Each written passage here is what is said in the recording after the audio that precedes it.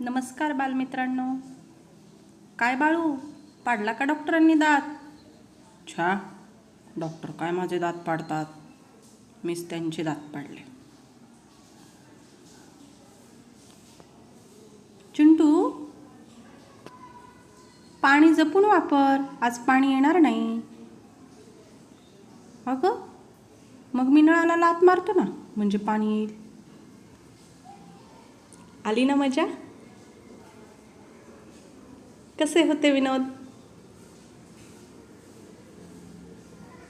तुम्ही म्हणाल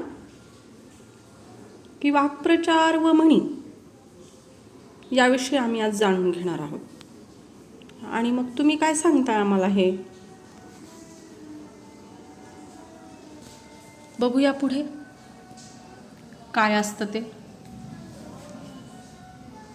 परंतु बालमित्रांनो, आपल्या बोलण्याचा समोरच्या माणसावर परिणाम व्हावा आणि आपले म्हणणे त्याला पटावे असे नुसते वाटून चालत नाही. आपले बोलणे परिणामकारक असले तरच ते साधते. पण असे बोलणे प्रत्येकाला प्रत्येक वेळी जमतेच का हो? नाही. अशा वेळी भाषेच्या ठेवणीतील आयुधे आपल्या मदतीला येतात. हातभर बडबड करून जे साधत नाही ना, ते एखाद्या बोटभर वाक्प्रचाराने किंवा म्हणीने साधत असते.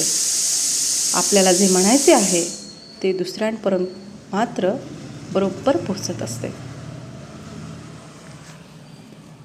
म्हणजे आपल्याला जे म्हणायचे असते त्यापेक्षा वाक्प्रचार जरा नाट्यपूर्ण असतो खरा, जसे की मी आत्ता तुम्हाला म्हणून दाखवले.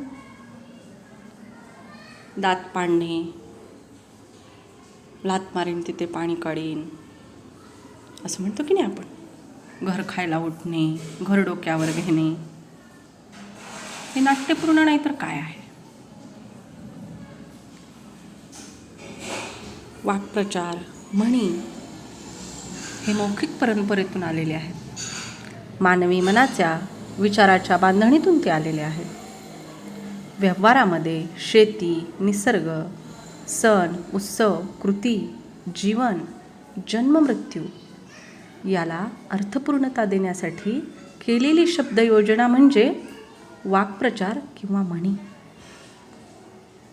माणसाच्या जीवनाचं तत्त्वज्ञान किंवा सार वाक्प्रचार किंवा म्हणीतून प्रत्ययास येत असतं. वाक्यांना असणारे अर्थ, व्यंग, रूढी व रीतिरिवाजानुसार परंपरानिष्ठ संकल्पनेतून आलेले असतात. रेल्वेला 2 डबे असतात की नाही? रेल्वेला 2 डबे जोडले जातात तेव्हा रेल्वे धावते, बरोबर?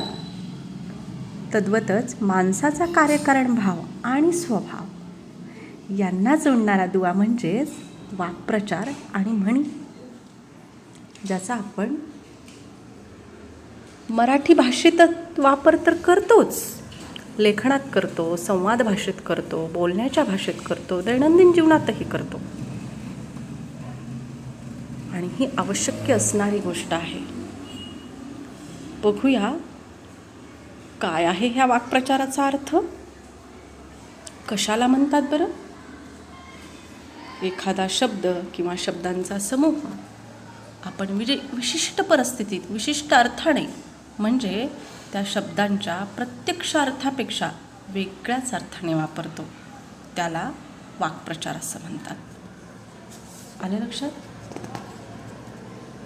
आपण जशी आत्ता चर्चा केली की नाही, मग कसा ओळखायचा बरं हा वाक्प्रचार? वाक्यामध्ये हा वाक्प्रचार आहे हे कसं ओळखणार आपण? याच्यामध्ये तर काय म्हटलंय व्याख्येमध्ये? एखादा शब्द किंवा शब्दांचा समूह आपण विशिष्ट परिस्थितीत विशिष्ट अर्थानं, म्हणजे शब्दांच्या प्रत्यक्ष अर्थापेक्षा वेगळा, त्याला आपण वाक्प्रचार म्हणतो. मग हा एक शब्द असो किंवा शब्दांचा समूह, काय जोडलं जातं बरं त्याला शेवटी? कसा ओळखायचा हा? व्याख्येप्रमाणेच जाऊया. काय म्हटलंय व्याख्येमध्ये? एक शब्द किंवा शब्दांचा समूह, आहे की नाही? एखादा शब्द किंवा शब्दांचा समूह आपण विशिष्ट परिस्थितीत विशिष्ट अर्थाने वापरतो, पण त्या शब्दांच्या प्रत्यक्ष अर्थापेक्षा वेगळ्या अर्थानं वापरतो. बघा इथं दिलंय, पोटात कावळे ओरडणे, पायांचे तुकडे पडणे, बोबडी वळणे. ओरडणे, पडणे, वळणे, अजून आहे पाहणे, बसणे, ओळखणे, है की नाही. ही सगळी काय आहेत? क्रियापदं आहेत. पण ज्याला शेवटी क्रियापद असतं की नाही शब्दांच्या समूहाला, ते म्हणजे नेनी जोडलेलं असतं. परत ते म्हणजे काय असतात? वाक्प्रचार असतात. ते म्हणजे काय असतात? वाक्प्रचार. कळली आता खूण? जाऊया पुढे. विद्यार्थी मित्रांनो, वाक्प्रचाराचा अर्थ सांगावा लागणे हे विनोद समजावून सांगावा लागणे इतकंच उदास करणारं असतं. भाषेचा छान वापर करणारी अनेक माणसं आपल्या भोवती असतात. त्यांचं बोलणं लक्षपूर्वक ऐकलं आणि चांगले साहित्य जर आपण भरपूर वाचलं तर आपल्यालाही अर्थ संदर्भाने कळत जातो आणि मग आपल्या डोक्यामध्ये काही गोष्टी फिट्ट बसतात आणि मग त्याचा वापरही आपण करू लागतो. वाक्प्रचाराचा अर्थ कधी शब्दशः घ्यायचा नसतो बरं का, हे पक्क लक्षात ठेवा. बघा उदाहरणार्थ, डोळ्यात तेल घालून लक्ष दे. मी काय म्हटलं? डोळ्यात तेल घालून लक्ष दे. असं म्हटल्यावर काय लगेच तेलाची बाटली शोधायची का? तर ती तेलाची बाटली शोधायची नसते. डोळ्यात तेल घालून लक्ष दे याच्या मागील काय भावना आहे बरं? त्यामागील भावना आणि त्यातून जे सुचवायचे असते तेच आपण समजून घ्यायचे असते. म्हणजे अतिशय लक्षपूर्वक ते बघ असा त्याचा अर्थ होतो. म्हणून आता मी जे वाक्य वाचणार आहे की नाही त्याचा तुम्ही शब्दशः अर्थ घ्यायचा नाही. आणि तुम्हाला मगाशी सांगितल्याप्रमाणे काय बघायचे? वाक्प्रचाराला शेवटी काय असतं? कशाने जोडलेला असतो? क्रियापद जोडलेलं असतं. वाक्प्रचाराला शेवटी क्रियापद जोडलेलं असतं. बघूया. अगोदर नोकरी मिळवण्यासाठी जोडे झिजवावे लागतात आणि नंतर तो टिकेल की नाही या भीतीची टांगती तलवार असते. त्यापेक्षा स्वतंत्र व व्यवसाय करावा हे उत्तम. आला लक्षात अर्थ?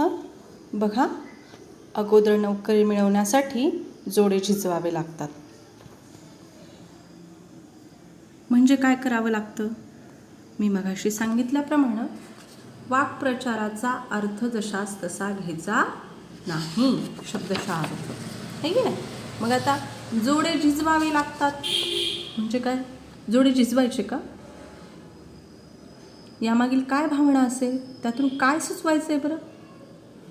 जोडे झिजवावे लागतात. क्रियापद कोणतं आले? लागतात, है की नाही. म्हणजे खूप प्रयत्न करावे लागतात. नंतर तो टिकेल की नाही या भीतीची टांगती तलवार असते. त्यापेक्षा स्वतंत्र व व्यवसाय करावा हे उत्तम. टांगती तलवार असते आहे की नाही. क्रियापद असते म्हणजे काय? सतत भीती वाटत असते. सतत भीती वाटत असते. याच्यामध्ये 2 वाक्प्रचार आहेत. आलं लक्षात तुम्हाला? खूण बरोबर आहे ना. शेवटी क्रियापद असते, ते वाक्प्रचार असतात. बघूया पुढील वाक्य. आमचे इतके मित्र आणि नातेवाईक आहेत गावात. वाचताय तुम्ही? तुम्ही वाचा मनातली मनात. मी वाचू? बरं. आमचे इतके मित्र आणि नातेवाईक आहेत गावात. वाटले होते अडचणीला सगळे हात पुढे करतील, पण कसे काय? सारा गाव मामाचा एक नाही कामाचा. आम्ही रस्त्यात दिसलो तरी तोंड चुकवत होते.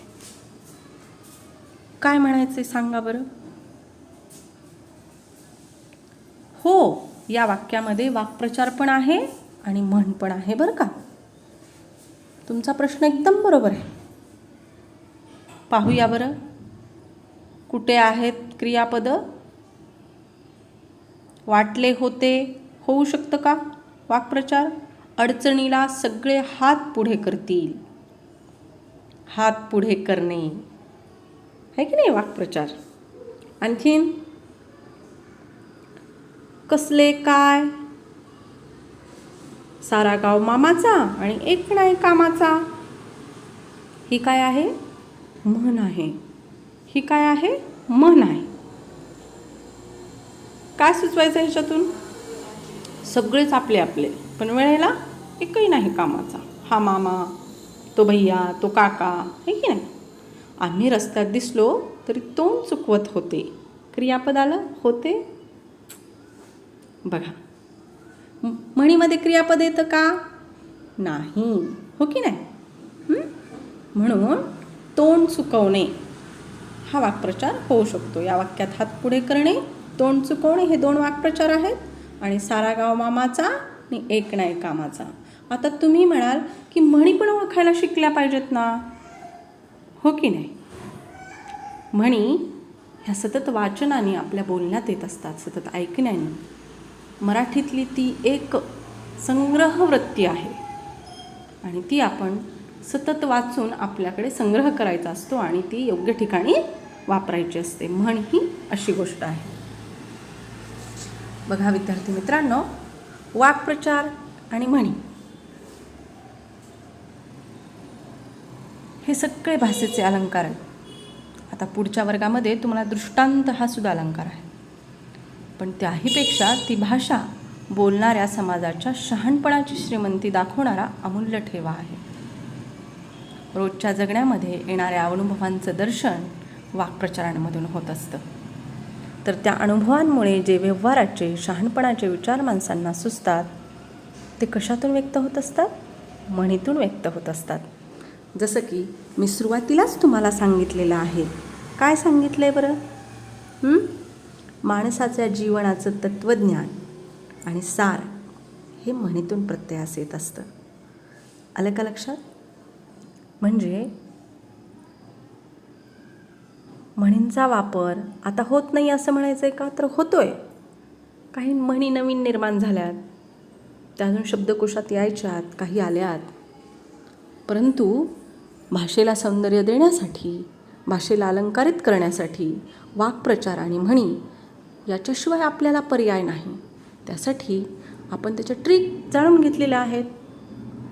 म्हणी ह्या संग्रहित मिळवायच्याच असतात, त्या वाचायच्याच असतात, त्याचे अर्थ हे एकत्रित करायचेच असतात आणि ते लक्षात ठेवायचे असतात.